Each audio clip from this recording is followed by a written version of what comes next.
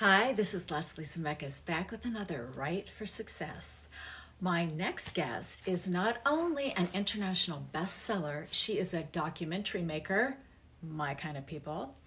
Also, like me, she likes to shine a light on little-known women.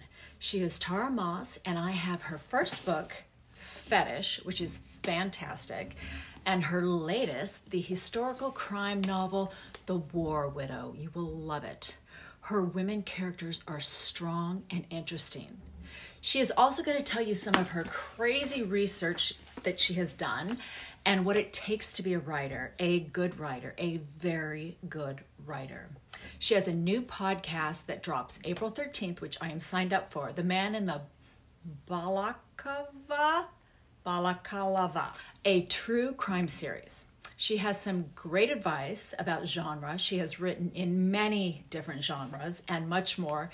Here is the gorgeous, whip-smart, female advocate, UNICEF ambassador for child survival, Tara Moss, with her 3 writing tips. She is a powerful, positive force, and you will fall in love with her like I have. She is a masterful storyteller. See you next week for another amazing author. Remember, stories matter. Read them, maybe write them, and share them. Hi, I'm Tara Moss. I'm a best-selling author of 13 books. I'm also a documentary maker and a human rights advocate. And the goddess Leslie has asked me to give you my top 3 writing tips. First, I'll tell you just a little bit more about myself. I've written in historical fiction, I've written in crime fiction, paranormal fiction, and nonfiction for the past 22 years. I have books out in 18 countries, and my latest book is The War Widow. It's set in 1946. I'm happy to say this is an international bestseller. It's set, as I mentioned, in 1946 and has an amazing kick-ass central character. I wanted to write this book because I wanted to subvert the masculine norms of the noir and hard-boiled genres. It was important to me to have a female character that wasn't just the femme fatale or the damsel in distress, much as I love a femme fatale. I wanted to see that central character being a woman and her kicking ass, and that is what you'll find in The War Widow with Billy Walker, who is a fast-talking, fast-driving, champagne-swilling Nazi hunter private investigator. Yeah, pretty much part of a girl gang that I want to be part of, right? So I wanted to write that book for very specific reasons, and this ties into my first writing tip for you. When you're writing a book or setting about to write a book and planning it, I want you to think about what it is you want to achieve. If your book is sitting on a shelf in a bookshop, who's sitting next to it? Don't think alphabetically, think in terms of the subject matter and the genre. What is the book that you want to end up with?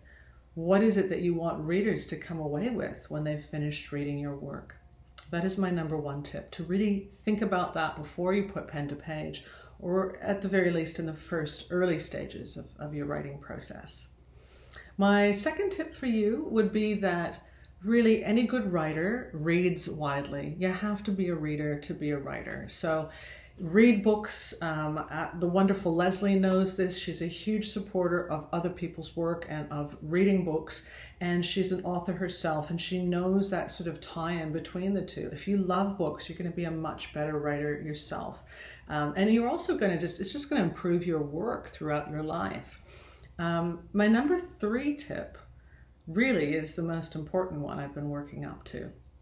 Now, this is going to sound overly simple when I say it, but the number 1 tip I have for you is that if you want to be a writer, you need to write.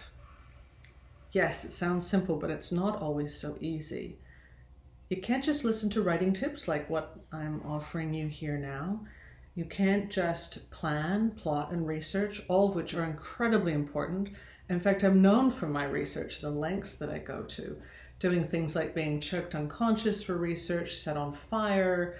I have done loops over the Sydney Opera House in a fighter jet. I've gone out with SWAT teams, seen autopsies, been to morgues, and even been to crime scenes.